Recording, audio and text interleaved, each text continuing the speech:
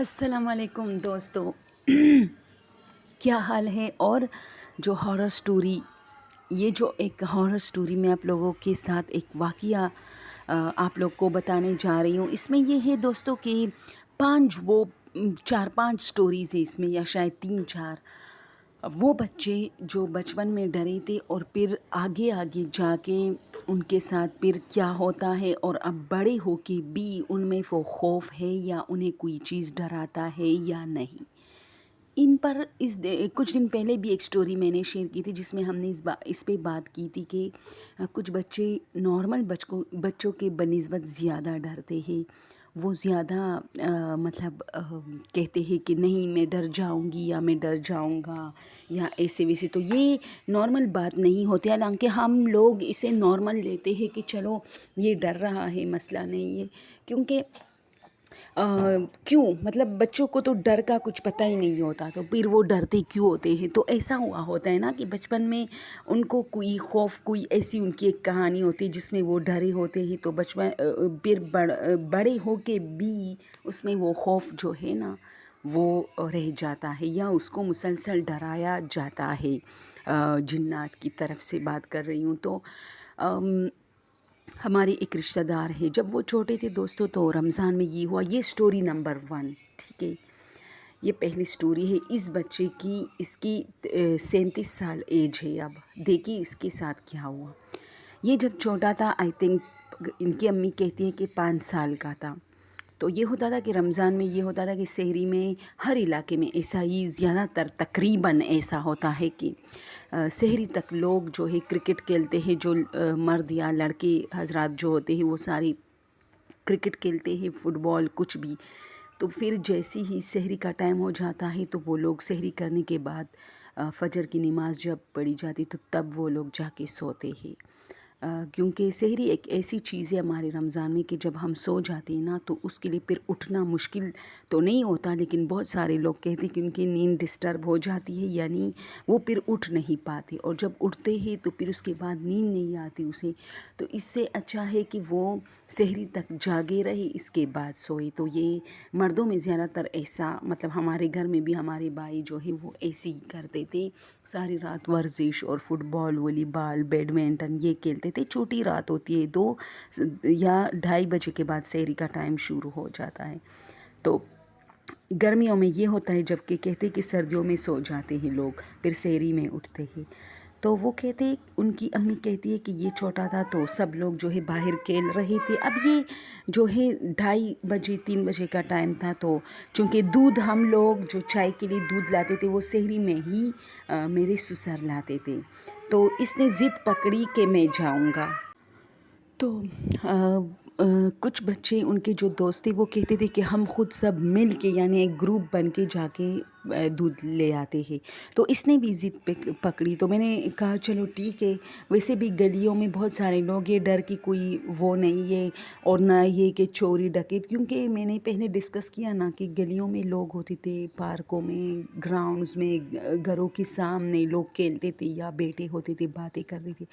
تو وہ کہتی ہے کہ میں نے اس کو پیسے دیے کہ جاؤ، تو یہ چلا گیا. اب مجھے یہ باہر پتہ نہیں گیا کہ یہ اپنے دوست کے ساتھ گیا یا اکیلا. لیکن کچھ دیر بعد جب یہ دودھ لے کے آیا تو یہ کافی پریشان، اور وہ کہتے ہیں نا بچہ جیسے گھبرایا ہوتا ہے. ایک ماں زیادہ اس چیز کی ایکسپیرینس اسے ہوتی ہے. جب اس کا بچہ بیمار ہوتا ہے یا ڈرا ہوا ہوتا ہے یا کسی سے جھگڑا ہوا ہوتا ہے تو ماں کو جلدی احساس ہو جاتا ہے ان چیزوں کا کہ اس کے ساتھ کچھ ہوا ہے. تو اس کی امی نے کہا کہ میں نے ان سے دودھ لیا، لیکن میں نے ان سے ساتھ میں یہ بھی کہا کہ کیا ہوا، یعنی یہ کچھ عجیب تھا. تو اس نے سر ہلایا نہیں میں کہ کچھ نہیں، اور پھر میرے ساتھ بیٹھ گیا. اب میں نے دودھ رکھا اور میں قرآن مجید کی تلاوت چونکہ کر رہی تھی، تو یہ میرے ساتھ. تو اس کی امی نے کہا کہ میں نے جیسی تلاوت ختم کی تو اس کی آنکھوں سے آنسو بہہ رہے تھے. مجھے کافی ڈر لگا، اور ان کے والد سے میں ڈرتی تھی کیونکہ اور ان کے والد کافی اسٹرکٹ تھے، تو میں بہت ڈر رہی تھی کہ کہیں وہ مجھ سے اب مطلب اس کو کچھ ہو گیا تو وہ مجھے ذمہ دار ٹھہرائے گی، کیونکہ میں نے اس کو بھیجا تھا، اجازت دی تھی۔ تو میں نے قرآن مجید جب رکھی تو میں نے ان سے پوچھا کہ کیا ہوا، کیونکہ یہ بہت گھبرائے ہوئے تھا۔ تو اس نے مجھے کہا کہ مما مجھے کسی نے الٹا پکڑا ہے۔ تو میں نے کہا نہیں بیٹا، تم بالکل سیدھے ہو، بیٹھ گئے ہو۔ تو اس نے کہا نہیں، میرا سر نیچے ہے، میرے پاؤں اوپر ہے، مجھے اسے پکڑا ہوا ہے۔ تو میں نے کہا نہیں۔ تو پھر یہ ایک ہمارے گھر میں ایک درخت تھا، اس کی طرف بہت دیکھ رہا تھا۔ تو میں نے کہا کیا ہوا، حالانکہ سب لوگ صحن میں بیٹھے تھے، کچھ ایسا مسئلہ نہیں۔ تو اس نے کہا کہ میرے ساتھ وہ آیا اور اس پیر پہ اس درخت پہ جا کے چڑھ گیا ہے اور وہاں بیٹھ گیا ہے۔ تو میں کافی گھبرائی اور میں اپنے ساس سسر کے پاس گئی، اور ہمارا گھر ایک جوائنٹ فیملی میں تھا۔ تو وہ کہتی ہے کہ بہت لوگ تھے ماشاء اللہ، 6 بھائیوں کی بیوی اور ان کے بہت سارے بچے، 5 6 ہر ایک کے 5 6 بچے۔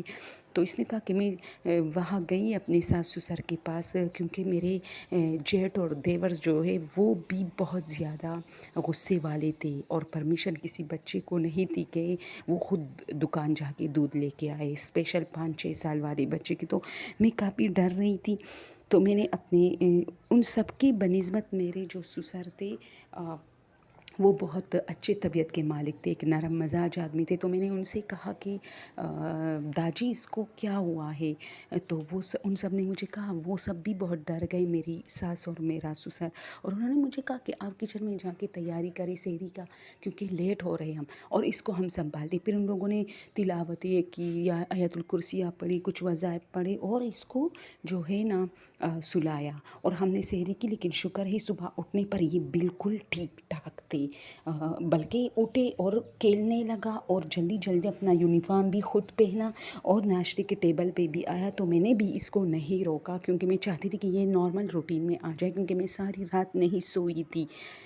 ظاہر سی بات ہے، بچوں کا دکھ بہت عجیب سا ہوتا ہے ماں باپ کے لیے۔ تو پھر یہ ہوا کہ اب وہ ماشاء اللہ دوستو 37 سال کا ہے، لیکن اب بھی وہ جب بھی اکیلا ہوتا ہے نا، اس کو ڈر لگتا ہے۔ تو میں آئی تھی ان کے گھر، کیونکہ میرا کزن ہے۔ تو ایک مرتبہ میں نے ایسی ایک بات نوٹ کی کہ یہ ساری رات کمرے میں لائٹ آن کر کے کیوں سوتا ہے جب ان کی وائف اور بچے نہیں ہوتے؟ تو ان کی امی نے کہا کہ بیٹا اس کو ڈر لگتا ہے، کیونکہ ایک مرتبہ یہ ایسے سویا تھا تو اس کو فیل ہوا کہ میرے بچے اور بیوی بھی میرے ساتھ مطلب بیڈ میں ہے۔ تو پھر اچانک اس کو یاد آیا کہ وہ لوگ تو اپنی نانی کے گھر گئے ہیں، تو یہ بھاگ کے اس نے لائٹ آن کی، یعنی اتنا ڈرا ہوا تھا یہ کہ اس نے پیچھے بھی نہیں دیکھا کہ کیا ہے، لیکن اس نے پہلے لائٹ آن کی اور پھر اس نے ساری رات وہ لائٹ آن رہنے دی، اور اب جب بھی ان کی وائف نہیں ہوتی تو یہ لائٹ آن کر کے سوتا ہے۔ پھر ایک مرتبہ اس طرح ہوا دوستوں نا کہ میں بیٹی تھی، تو یہ بھاگ کے، اب یہ رات کے 12 بج رہے تھے جبکہ یہ لوگ جلدی سوتے ہیں، تو میرے سامنے میں جاگ رہی تھی، میں اپنے چینل پہ کام کر رہی تھی، تو میں اپنے کمرے میں تھی، لیکن دروازہ کھلا تھا اور پورے مطلب ہمارے پورشن میں ساری لائٹس آف تھی، تو میرے کمرے میں بھی آف تھا۔ تو میں نے دیکھا، کیونکہ ایک مدھم سی روشنی ہم چھوڑتے ہیں کچن میں یا کسی واش روم میں تاکہ آنے جانے میں کسی کو دقت نہ ہو، تو یہ بھاگ کے اوپر کی طرف گیا سیڑھیوں پہ۔